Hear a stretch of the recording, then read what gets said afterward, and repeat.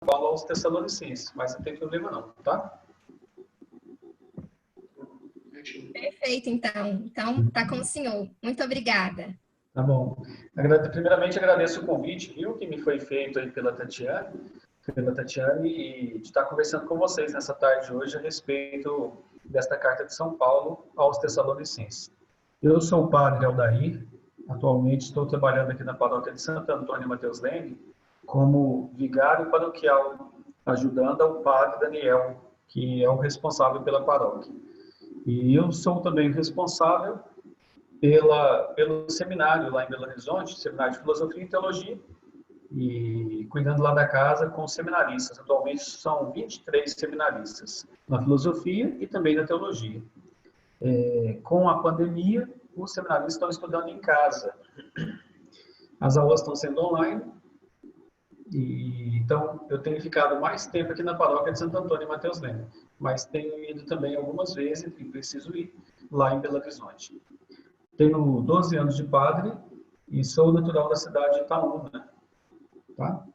Acho que pela apresentação, talvez, basicamente, seria isso. Do grupo aqui que eu estou vendo, eu conheço, pelo menos a princípio, só a Tatiane, que eu acho. Não sei se teria mais alguma carinha aí que eu conheça.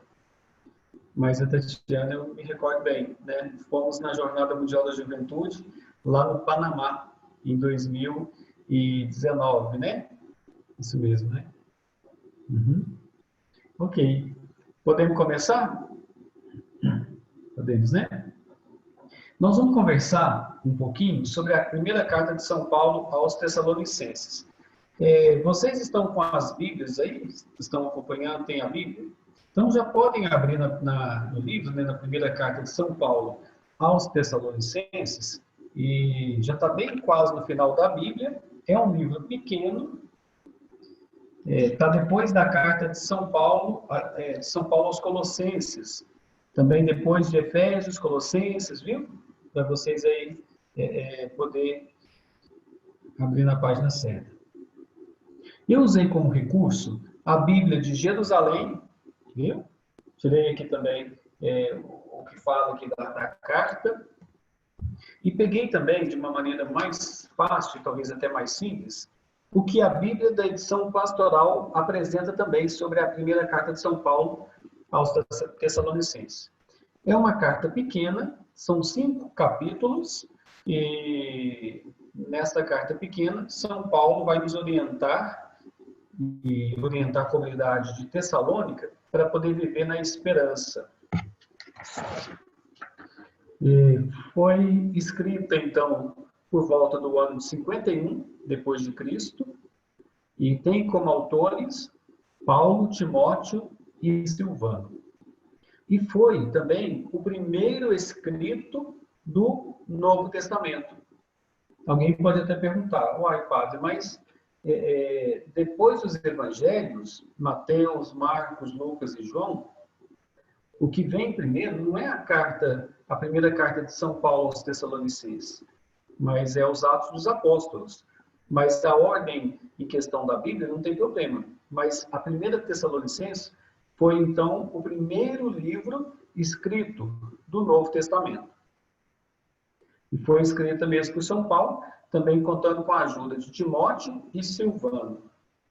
E ela surgiu a partir do relato que tanto Timóteo fez a Paulo sobre a comunidade lá de Tessalônica, a cidade de Tessalônica. E a carta, ela é uma expressão de alegria e de fé, pois a comunidade se manteve firme na fé. Então, de maneira muito clara, essa primeira carta vai dizer para nós da fé, da esperança e da caridade, tá? O problema principal é a preocupação dos cristãos com a questão da morte dos integrantes da comunidade e que estariam talvez fora da salvação, porque como Jesus não tinha voltado ainda, eles pensavam que aqueles que tinham morrido ficariam fora da salvação. Então nós vamos começar agora seguindo aí os capítulos. Não vai dar para a gente ler tudo, mas pelo menos a gente vai acompanhando de alguma forma, tá? Então, por volta do ano 50, 51, Silvano, Paulo, Silvano e Timóteo fizeram aí esta carta à igreja lá de Tessalônica. Após a saudação, isso já no capítulo 1, após a saudação, São Paulo fala da fé ativa, do esforço da caridade, e a caridade que a gente vai entender também por amor, e da firme esperança que eles depositavam em Jesus Cristo. Que eles vão depositar em Jesus Cristo. E, então, esse tripé, né? A fé ativa, o esforço da caridade, ou de promover o bem, de fazer o bem, e a firme esperança em Jesus Cristo. Isso aí tem que mover todo aquele que é cristão. E na nossa vida também, né? A fé, a caridade e a esperança. Então, isso está bem no primeiro versículo aí já, no versículo 2 e 3 do primeiro capítulo. Depois, São Paulo vai falar de um anúncio que provoca a conversão. E ele apresenta que o povo de Tessalônica ele foi escolhido por Deus e que o evangelho pregado ele não fora somente com palavras, mas com poder, né, com o Espírito Santo e com plena convicção. Isso tudo na carta. São Paulo dizendo que aquilo que foi anunciado e pregado não foi somente por palavras, mas com a graça e com a força do Espírito Santo. Afirma também que o povo lá de Tessalônica, mesmo com tribulações e com perseguições, acolheram com alegria o que fora pregado e seguiram o exemplo de Paulo e de Jesus Cristo. Foi por isso que tornaram também exemplo para os fiéis da Macedônia e da Acaia. Então, o povo de Tessalônica tinha essa esperança, tinha essa fé para poder viver aí com esperança na vida de Jesus. E São Paulo também afirma que a fé do povo de Tessalônica se espalhou e, mais do que a fé, se espalhou também a palavra de Deus, a palavra do Senhor. O povo da Macedônia e da Acaia viu que o povo de Tessalônica deixou os ídolos e voltaram para o Deus vivo e o Deus verdadeiro, como a carta coloca, e que tinham uma grande esperança na vinda de Jesus. Então, houve, de certa forma, isso tudo dentro do primeiro capítulo, esse entendimento da conversão do povo, deixar um Deus falso para seguir um Deus vivo e verdadeiro. E tudo isso pelas atitudes lá, pela presença de Paulo na vida daquela comunidade. Então, Paulo percebe que é uma comunidade que vive marcada pela fé, pela caridade e também pela esperança. E aquilo que Paulo anunciou a eles era não só pela palavra ou por palavras, mas pela ação também do Espírito Santo. Então, por isso, o povo viveu uma conversão e deixou os ídolos, os deuses falsos, e buscou viver e seguir um Deus vivo e verdadeiro. De forma geral, esse é o primeiro capítulo, tá? Depois até a gente vai ler um pedacinho aí do segundo capítulo, que nós vamos agora falar do segundo capítulo. No segundo capítulo, nós já temos no início a atitude de Paulo durante sua estadia em Tessalônica. Então, Paulo esteve lá e Paulo conviveu ali com eles. Paulo afirma não ser inútil a estadia deles entre o povo de Tessalônica. E aí Paulo, Timóteo, Silvano, né, eles já haviam sido insultados em Filipos, por isso também depois teve a carta de São Paulo aos Filipenses. Então, eles já haviam sido insultados em Filipos, mas decidiram também anunciar o evangelho lá em Tessalônica. Tessalônica era uma cidade. E decidiram fazer isso, anunciar o evangelho em Tessalônica, mesmo em meio a grandes lutas e perseguições. Não imaginem que foi tudo muito fácil. São Paulo teve grandes dificuldades e muitas perseguições.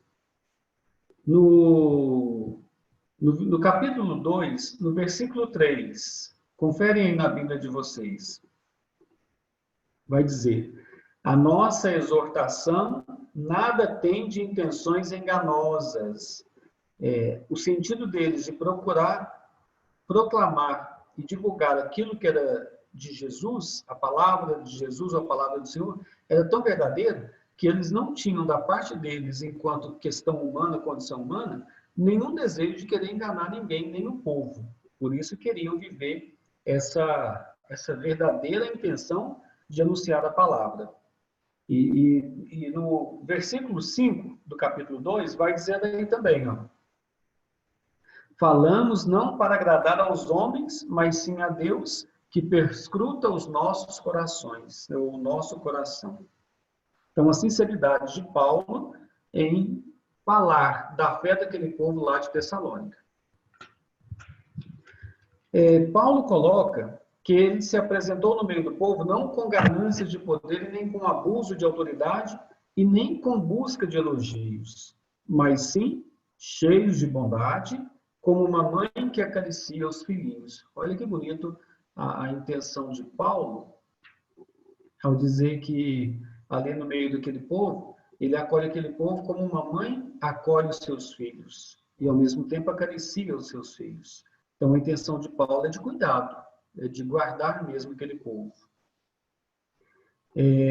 No versículo 8 ele vai dizer, tanto bem vos queríamos que desejávamos dar-vos não somente o Evangelho de Deus, mas até a própria vida de tanto amor que vos tínhamos. E aqui é um ensinamento também de Jesus, dar a vida pelo outro, e dar a vida pelo outro, sobretudo no amor. Então, Paulo amou tanto aquela comunidade que ele e os seus companheiros quiseram dar a vida por aquele povo, para salvar, para poder cuidar, para poder preservar, né, aquela cidade e também aquele povo. Durante a fala, se alguém quiser perguntar alguma coisa e falar alguma coisa também, pode dar um sinalzinho aí, tá? No versículo 10 do segundo capítulo, vai fazer uma referência para nós que as atividades de Paulo, elas foram intensas lá na cidade de Tessalônica. E aí, por isso, eles trabalhavam dia e noite sem cessar para o anúncio do Evangelho e para que esse anúncio do Evangelho não fosse pesado a ninguém, nem da parte deles, de anunciadores, e nem da parte também daqueles que talvez teriam que contribuir de alguma forma, com estadia, com alimentação, hospedagem, tudo isso. E aí, então, no versículo 10, né, São Paulo coloca, vós sois testemunhas, e Deus também o é, de quão puro, justo e irrepreensível tem sido o nosso modo de proceder para convosco, os fiéis. Então, mais uma vez, São Paulo tenta ser o mais verdadeiro possível com aquela comunidade, com aquele povo também.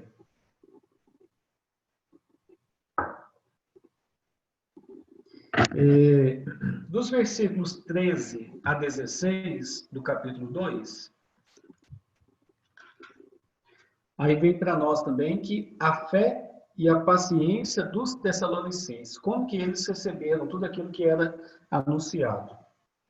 Então, agradecimento de Paulo a Deus, porque o povo lá de Tessalônica acolheu a palavra proclamada como verdadeiramente palavra de Deus e não simplesmente como palavra humana. Então, a gente percebe que houve uma contrapartida daquilo que Paulo proclamou e da maneira como o povo acolheu também. Mesmo assim, teve dificuldades.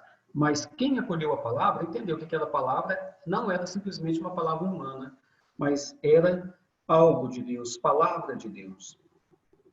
No versículo 15, Paulo compara o que o povo de Tessalônica sofreu pelas perseguições, assim como as igrejas de Deus sofreram lá na Judéia, por perseguição também dos judeus. E Paulo vai dizer, eles mataram o Senhor Jesus e os profetas e perseguiram a nós. Aqui Paulo fazendo uma referência lá com o povo judeu, que perseguiram também as igrejas lá na Judéia. Então, assim também como aconteceu lá, que o povo de Tessalônica também sofreu perseguições aqui também em Tessalônica.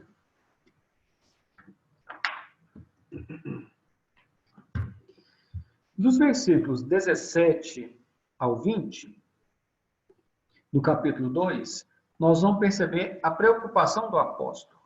E qual foi essa preocupação? A preocupação do apóstolo é então de querer sempre estar perto e junto do seu povo, que agora era o povo lá de Tessalônica. Só que nem sempre isso foi possível. E no versículo 17 é colocado: irmãos, já faz algum tempo que estamos separados de vocês, longe dos olhos, mas não do coração. Então, Paulo esteve lá em Tessalônica, depois teve que se ausentar, mas mesmo na distância, Paulo vai dizer: gostaria muito de estar aí com vocês, mas mesmo que eu não possa, vocês não estão longe de mim, porque eu os trago todos porque eu os trago todos em meu coração. Então, um sentimento aí de carinho, de afeto, de atenção para com aquele povo que precisava da atenção, né, de Paulo e também do testemunho, das palavras.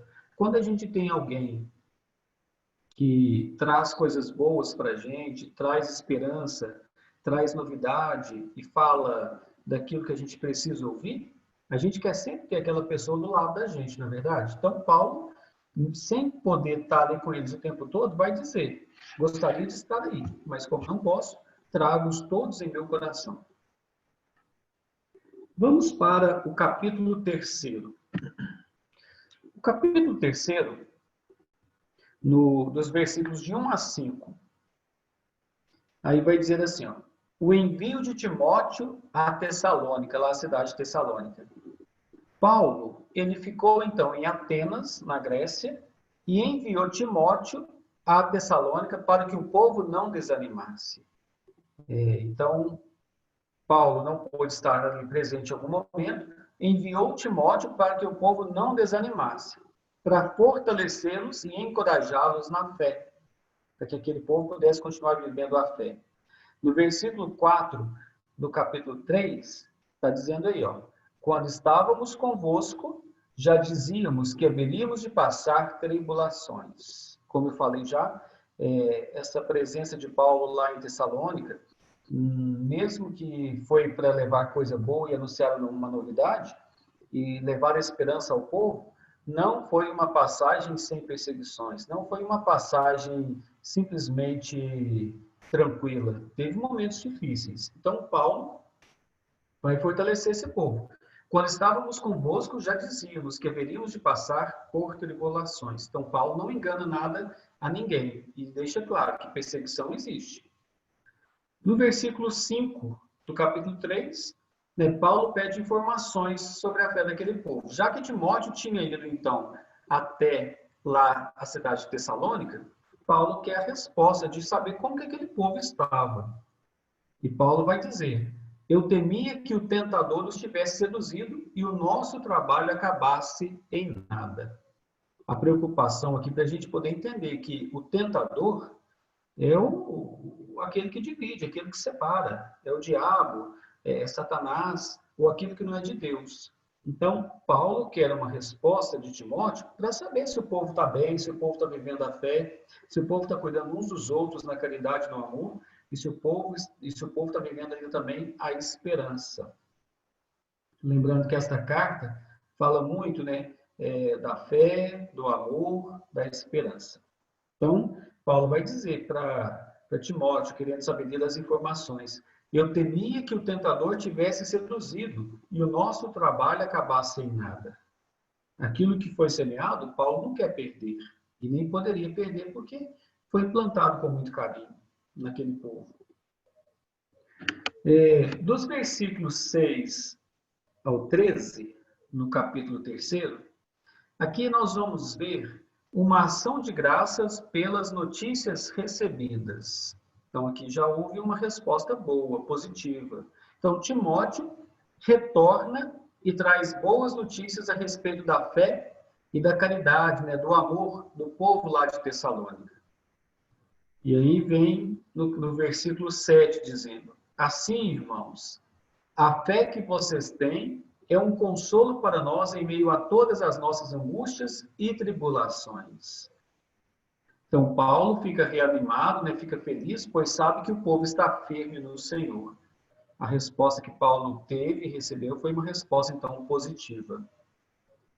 E, por fim, nesse capítulo 3º, dos versículos de 11 a 13, vem agora uma oração que é chamada de oração pela resistência do povo lá de Tessalônica. Então, Paulo fez aí, nesse final do capítulo 3º, esta pequena oração. Alguém poderia ler para a gente? Do versículos de 11 a 13.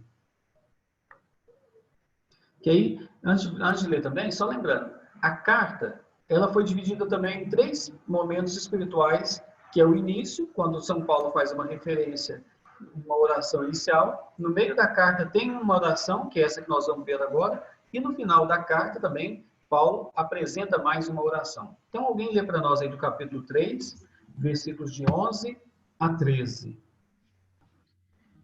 Que Deus, nosso Senhor, que Deus, nosso Pai, o nosso Senhor Jesus, dirijam nossos caminhos até vocês.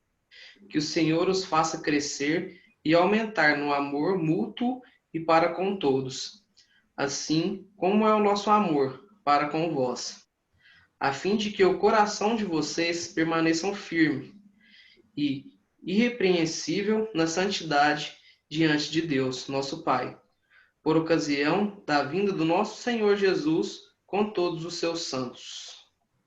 Sim.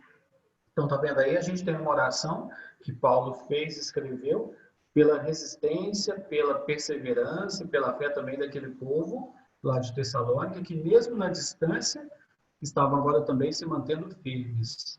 Então, essa é uma oração chamada, né, também oração pela resistência, pela coragem do povo, pela firmeza daquele povo em aprofundar aquilo que Paulo tinha anunciado.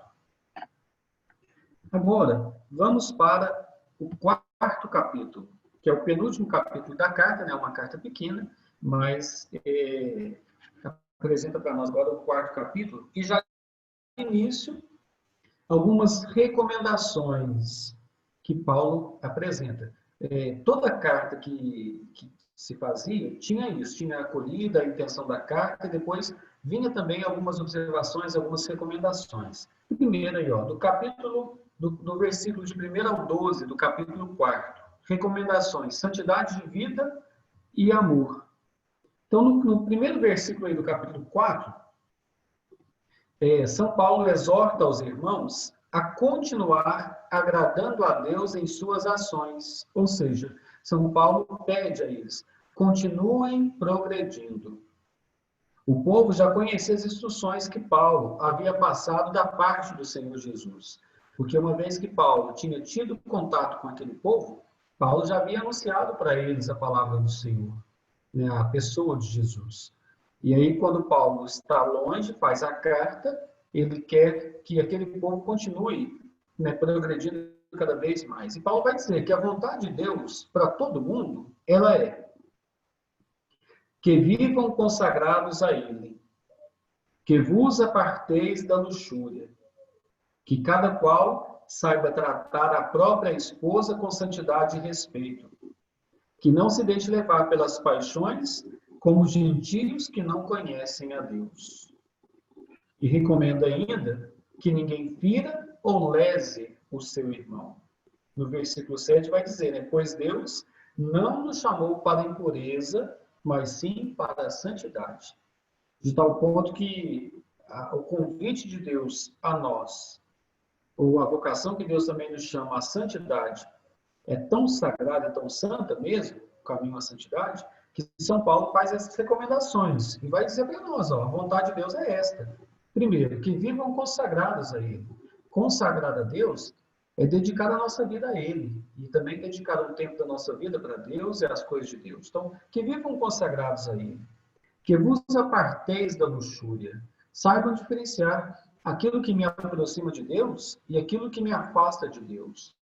Que cada qual saiba tratar a própria esposa com santidade e respeito. Ou seja, para quem é casado, que viva a fidelidade.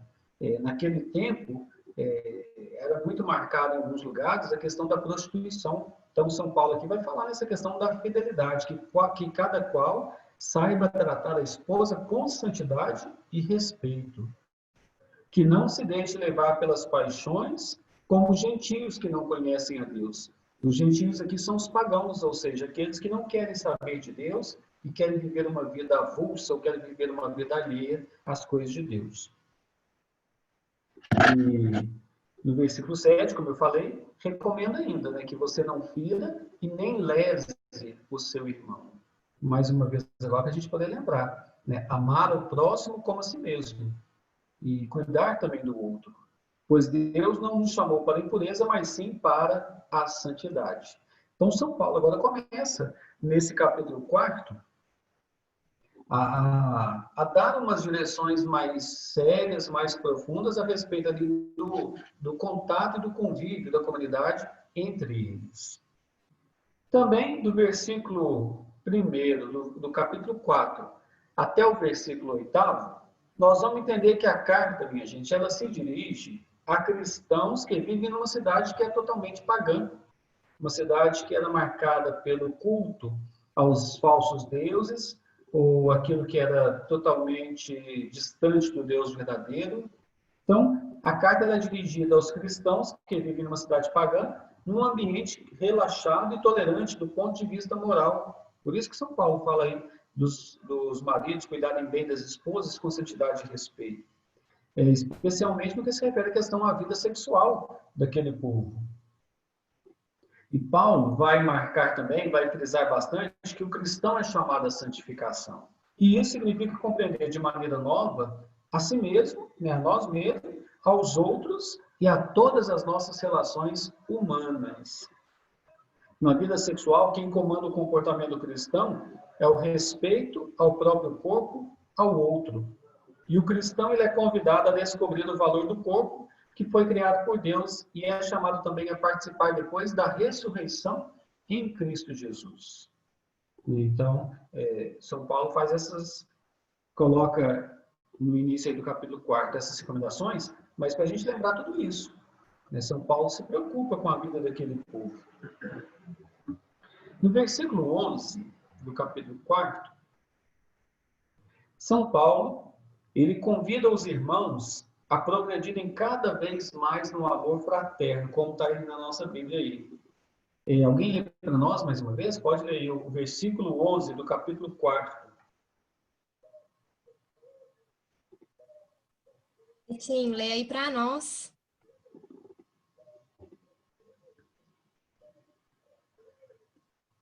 Quem vai ler?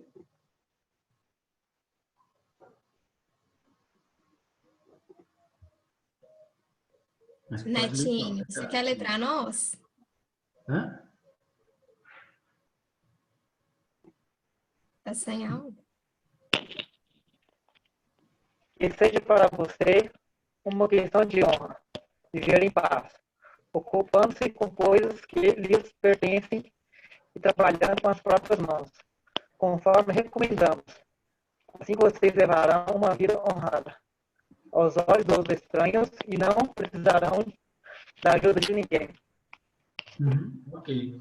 Então, tá vendo? São Paulo convida o povo de Tessalônica a progredir cada vez mais no amor fraterno. Para progredir no amor fraterno de uns para com os outros, ele vai citar para nós: empenhai a vossa honra em levar vida tranquila, ocupar-vos dos vossos negócios e trabalhar com as vossas mãos. A famosa frase que nós conhecemos: o trabalho dignifica o ser humano. O trabalho é importante para todos nós. Então, com tudo isso, São Paulo vai lembrar de dizer que empenhar em vossa honra, a vossa honra é levar uma vida tranquila. Levar uma vida tranquila é uma consciência tranquila, com você mesmo, com os outros, com Deus, e ocupar-vos dos vossos negócios. Também, ou seja, não viver à toa, não viver uma vida sem fazer nada, e a trabalhar com as vossas mãos. O suor do trabalho, do seu esforço para ganhar o pão de cada dia com honestidade. No capítulo 4 ainda, São Paulo, agora nos versículos de 13 a 18, São Paulo vai fazer a referência dos mortos e dos vivos diante da vinda do Senhor Jesus, a chamada parousia, que é a nova vinda de Jesus. Então, o povo de Tessalônica tinha uma preocupação muito grande de saber como que iria ficar quando Jesus voltasse a respeito daqueles que já tinham morrido. E aí na carta, né, a gente pode perceber que sim, haviam muitas pessoas que não tinham esperança. Só que Paulo recomenda ao povo lá de Tessalônica que não ignoreis nada a respeito dos mortos, para não ficarem tristes com os que não têm esperança. Como nós sabemos, tem pessoas que não têm esperança para nada e acham que a morte é o fim de todas as coisas. Diante disso, Paulo recomenda para que aquele povo não ignorasse nada a respeito dos mortos, porque a morte faz parte da nossa vida, mas nós temos que compreendê-la com um novo olhar, com um novo sentido. E aí, até vale a gente lembrar depois, a segunda leitura da missa de hoje fala isso, né, da ressurreição de Jesus, que teremos, Cristo ressuscitou como primícia dos que morreram. Então, Cristo foi o primeiro a ressuscitar.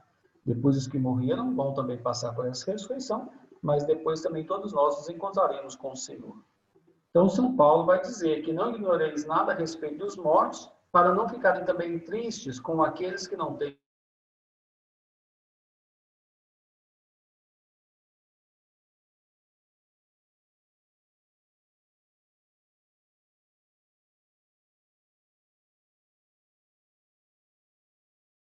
Deus. Então, São Paulo apresenta a questão, né? Se acreditamos na morte e ressurreição de Jesus, assim também os que morreram em Jesus, Deus há de levá-los em sua companhia.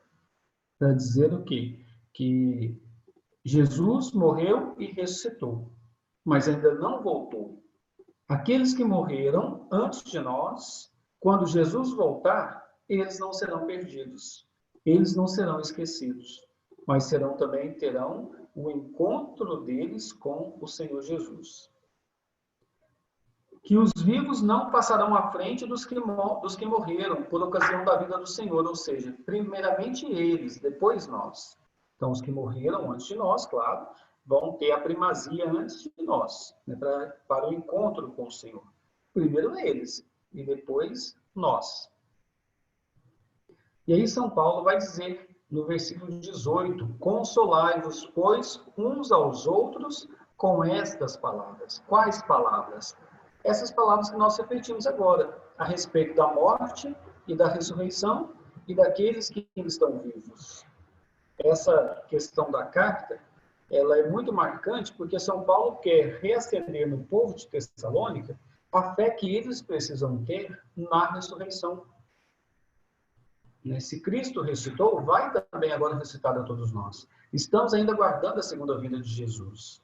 E o povo, naquele tempo lá de Tessalônica, na cidade de Tessalônica, pensava que a volta de Jesus seria tão rápida e por isso aqueles que estavam mortos perderiam essa oportunidade. Mas não é bem assim. Até hoje também, nós estamos aguardando essa segunda vinda de Jesus. E de lá até agora, muitos morreram. E esses serão perdidos, esquecidos? Não. Também terão seu encontro com o Senhor. Primeiro eles e depois nós. Parece também que os Tessalonicenses, agora ainda no capítulo 4, eles receavam que os cristãos já falecidos, como eu falei, eles não iriam participar da parousia, ou seja, dessa segunda vinda de Jesus, ou manifestação final de Jesus. E São Paulo afirma que não será importante estar entre os mortos ou entre os vivos. Quando Jesus voltar, ele vai voltar para todos nós, para os mortos e para os vivos. Porque poderiam pensar que somente os vivos é que estariam diante de Jesus e no encontro com Jesus. A ressurreição de Cristo, ela é promessa e garantia da ressurreição dos mortos, de todos eles. Os mortos, portanto, ressuscitarão e se unirão aos que ainda estiverem vivos, a fim de que, de formarem um só cortejo ao encontro do Cristo glorioso. Então, todos os fiéis estarão com o Senhor para sempre. Junto com Jesus, vai haver lugar para todos, vai haver espaço para todos. Tá? Então, aí concluímos o capítulo 4. No último capítulo, que é o capítulo 5º, e aí já é o final também da carta, nós vamos perceber o seguinte. A vigilância, do versículo 1 ao 11. A vigilância aguardando a vinda do Senhor.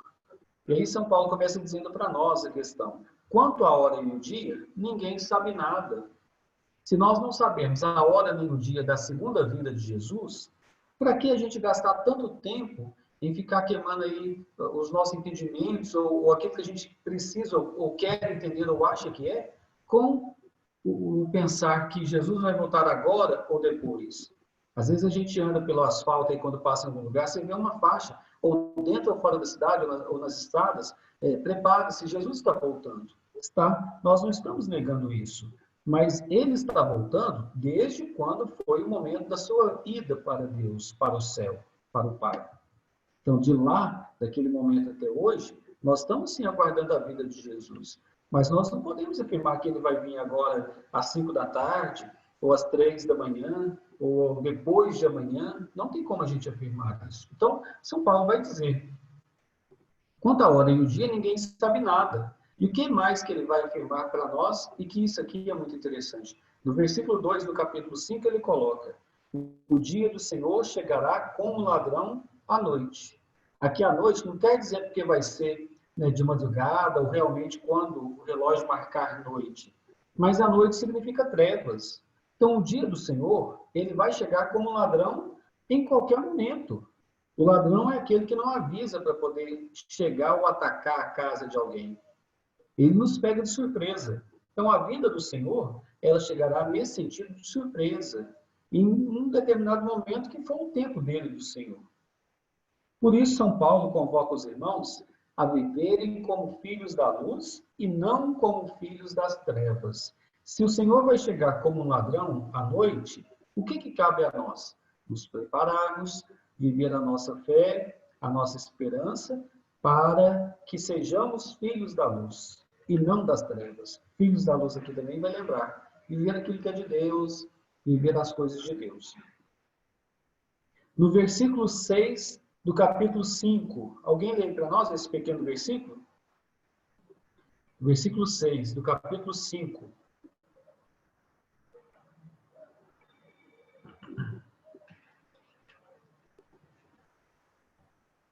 Pode ler. Portanto, não durmamos como os outros, mas vigiemos e sejamos sóbrios. Exatamente, né? Vigiar, estar sóbrio, não dormir, significa o quê? Estar de sentinela, estar acordado o tempo todo. No exército, na região militar, o que o soldado que está de sentinela faz? Ele fica de prontidão e ali, a qualquer coisa que acontecer, ele sabe dizer ou responder àquela ação. Então, a nossa vida também de cristãos, como soldados ou como sentinelas, é isso. Atenção constante o tempo todo. Alguém lê para nós agora o versículo 8º do capítulo 5.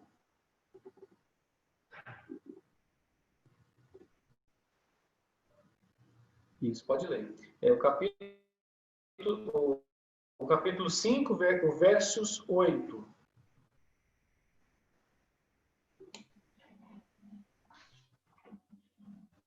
Nós, porém, que somos do dia, estejamos sóbrios, revestidos com a couraça da fé e do amor, e com o capacete da esperança e da salvação.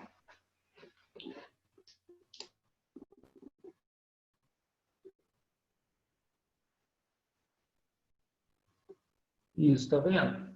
Ó, aqui vai fazer uma referência às questões mesmo como se fossem de guerra. Revestidos, né? Revestidos o que é uma roupa especial, revestidos da couraça da fé. Essa questão da couraça, ou seja, uma roupa que vai cobrir em nós e vai dar e manter a nossa fé. Não que vai nos dar a fé, mas nós já temos a fé. Então, o que precisamos colocar agora em prática é esta fé que nós já temos. A couraça da fé. Revestidos desta couraça da fé e da caridade, do capacete da esperança da salvação. Ou seja, estamos prontos para a luta, estamos prontos para a batalha.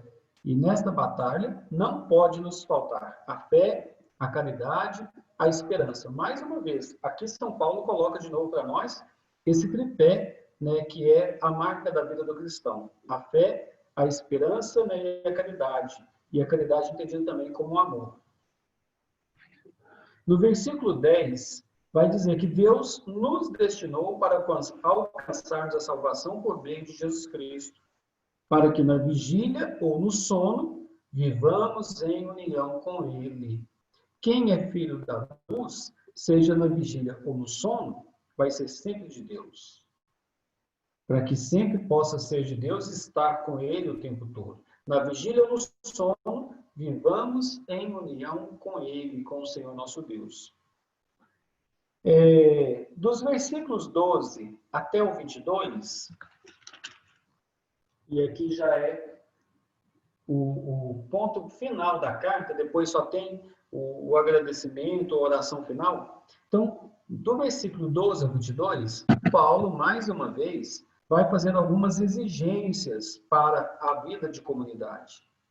Assim como no capítulo 4, São Paulo colocou algumas recomendações, aqui também, na verdade, são algumas recomendações que se tornaram exigências para que aquele povo tivesse ali um crescimento entre eles na comunidade. Então, nesta parte, Paulo apresenta diversos conselhos para a construção daquela comunidade e o crescimento também daquela comunidade. Então, ele começa dizendo para nós, no versículo 14, admoestai-vos os indisciplinados, reconfortai os pusilânimes, sustentai os fracos, sede pacientes para com todos. Ou seja, admoestai-vos os indisciplinados. Ajuda a corrigir a quem precisa. Saiba corrigir aquele que está no erro, aquele que vive no erro, no pecado. Reconfortai os pusilânimes. Significa aqueles que estão desanimados, cansados, fatigados, fracos. Encorajai também a esses, reconfortai a esses. Sustentai os fracos, ajude a levantar aqueles que estão caídos e sede paciente para com todos. E se São Paulo falou isso lá naquele povo, isso aqui vale para nós também. E quantas vezes a gente precisa, nas nossas vidas de comunidade, ajudar também aqueles que estão fracos, cansados, desanimados, abatidos, e até mesmo corrigir aquele que está no erro, chamar aquele que está vivendo em pecado para viver uma conversão sincera, e, sobretudo, viver a paciência para com todos. Ninguém é igual a ninguém. Então, cada um é de um jeito, cada um é de uma maneira. Então, seja paciente com o seu irmão, seja paciente lá na sua casa, na sua família, na igreja, na paróquia, enfim. Seja paciente com aqueles que estão próximos de você e que precisam também de você e da sua ajuda. No versículo 15, São Paulo vai dizer ainda: não retribua o mal com o mal, procurai sempre o bem de uns e dos outros, e também de todos. Importante isso aqui também para nós. Não podemos fazer a justiça com as próprias mãos. E não podemos guardar o ódio, a vingança, para poder atacar a vida do outro, achando que a maldade que a gente faz para o outro vai ajudar a corrigi-lo. Isso não. Dessa maneira, não. São Paulo quer nos lembrar que a vida deve ter ali uma harmonia na comunidade, e entre nós e entre todos. Então, não retribua o mal com o mal. Procurai sempre o que é bem de uns, dos outros e também de todos. Queira o bem para você, para os outros e para todos. No versículo 18, ele nos diz: alegrai-vos sempre, orai sem cessar. Aliás, do versículo 16 e 18, né? Alegrai-vos sempre. A alegria tem que fazer parte da nossa vida. A pessoa que vive triste, desanimada, que não tem uma fisionomia de felicidade em alguns momentos, é uma pessoa que vai ficando cada vez mais fechada. Então, há quanto tempo você não percebe o que é o sentido da felicidade na sua vida? Alegrai-vos sempre e orai sem cessar. A oração aqui ela é importante. Reze mais, busque mais a Deus, busque a coisa de Deus. Isso tudo é importante na nossa vida. Por tudo, dai graças, pois esta é a vontade de Deus. Então, saiba agradecer a Deus pelas coisas que acontecem na sua vida, por tudo de bom que acontece na sua vida. Do versículo 19 ao 22. Não extingais o Espírito, não desprezeis as profecias, discernir tudo e ficar com o que é bom. guardai-vos de toda espécie de mal. São Paulo dizendo que, diante de tudo que você escuta, que vê, que aprende, saiba fazer o seu discernimento entre aquilo que é de Deus e aquilo que não é de Deus. Aquilo que é bom e tire aquilo que não é bom, para que você possa guardar tudo aquilo que é bom de Deus e deixar sair, deixar ir embora e deixar se perder aquilo que é mal, toda espécie de mal. Então, saiba fazer esse discernimento na sua vida e não apague em você a chama da fé, da esperança, do amor e, sobretudo, esse fogo do Espírito Santo, como ele coloca, não extingais o Espírito. Então, pois bem, chegamos à conclusão aí do capítulo 5, que traz todas as referências também daquilo que São Paulo pede. Mas aí no finalzinho vem as saudações finais, dos versículos de 23 ao 28. E como vocês sabem, todas as cartas de São Paulo e as cartas em geral começam com um jeito de São Paulo dizer ao povo, e aqui aquela carta é destinada, e termina também com as mesmas referências. Por exemplo, no início, São Paulo vai dizer: Paulo, Silvano e Timóteo, a igreja dos Tessalonicenses que está em Deus Pai e no Senhor Jesus Cristo, a vocês graça e paz. Parece muito com aquela oração que a gente reza na missa, no início da celebração. E por fim, agora também no final da carta, São Paulo vai dizer também que a graça de nosso Senhor Jesus Cristo estejam com vocês. E ele encerra a carta. E antes de encerrar a carta, ele coloca nessa parte final também, que o espírito, a alma e o corpo sejam guardados de modo irrepreensível para a vida de nosso Senhor Jesus Cristo.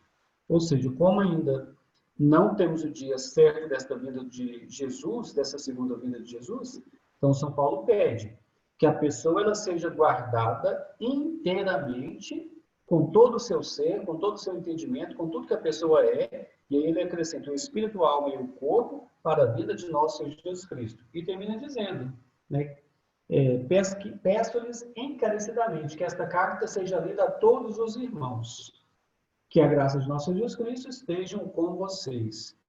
É o finalzinho, então, da carta, desta primeira carta de São Paulo aos Tessalonicenses. Então, minha gente, acho que eu falei até demais, mas foi o que nós fizemos aí diante dessa carta, né? E como ela é pequena, então eu tive essa oportunidade de fazer, a gente passar, nós não lemos tudo agora, mas pelo menos a gente passar capítulo por capítulo, porque daria tempo a gente fazer isso, tá? Não sei aí agora como vocês vão proceder, se tem alguma fala de vocês ou alguma pergunta. Muito bem. Que lição, né, dessa carta aí para o nosso dia a dia mesmo. Uhum. Alguém tem alguma pergunta, pessoal? Quer fazer algum comentário de alguma parte que achou mais interessante? Eu tenho. Na parte que fala dos mortos, capítulo 4, que começa no versículo 15, eu fiquei um pouquinho confusa. Aqueles que já morreram não estão em Deus ainda, não? Estão com Deus. Entendi. Tá. Então, na comunidade tessalônica, eles acreditavam que não, que aqueles que já tinham morrido já tinham se perdido a oportunidade de se encontrarem com o Senhor quando da vinda de Jesus. Então, esse era o entendimento deles. O que São Paulo quer colocar para eles, que não é bem verdade isso, que aqueles que morreram também vão ter o seu encontro com Jesus. E aí agora a sua pergunta é, mas se eles já morreram, eles não estão com Deus? Não é isso que você perguntou, né? Então, assim, se não estão com Deus, onde eles estão? Na Igreja Católica nós temos o purgatório. O purgatório é a passagem, um caminho, um espaço, até a pessoa chegar depois lá no céu, né?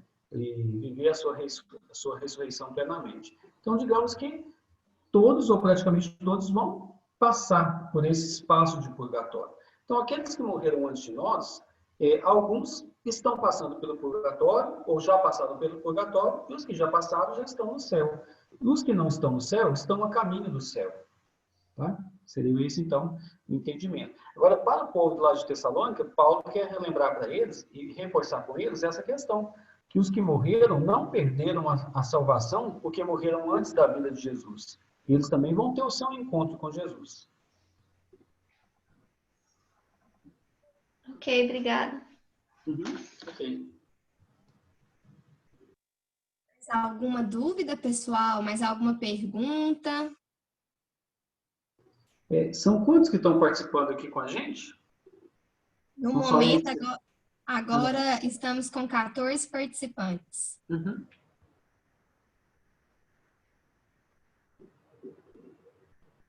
Mas parece que todos compreenderam muito bem, Padre Aldair, que não existe mais nenhuma dúvida.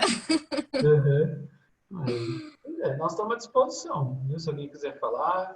A carta é pequena. E, na verdade, ela não é de difícil compreensão. Né? Depois, se vocês não leram a carta, vale a pena ler. E vocês vão ver que ela não é difícil. Tá?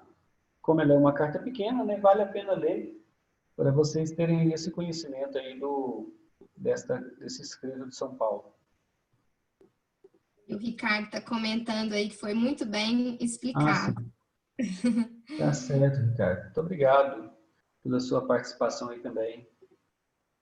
Eu achei muito interessante porque eu nunca havia lido assim na sequência e às vezes conhecia, né, algumas partes e foi muito interessante assim o conhecimento, né, dessa ligação de um capítulo com o outro e tudo, foi muito bom.